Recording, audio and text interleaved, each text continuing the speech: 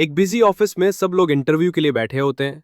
अचानक दरवाजा खुलता है, एक बंदर अंदर आता है, कोट पहने, टाई सही करता हुआ। सब शॉक में। एचआर धीरे से बोलता है, सर कैंडिडेट कहाँ है? बंदर कुर्सी पर बैठता है, मैं ही इंटरव्यूअर हूँ। पहला आदमी आता है, बंदर रिज्यूमे देखता है, फिर बिना पढ़े बोलता है, आप ओवर क्वालिफाइड है, बाहर। दूसरा आदमी आता है, बंदर पूछता है, बॉस से डरते हो? आदमी, हाँ। बंदर घंटी बजाता है, रिजेक्टेड। तीसरा आदमी आता है, शांत, कॉन्फिडेंट।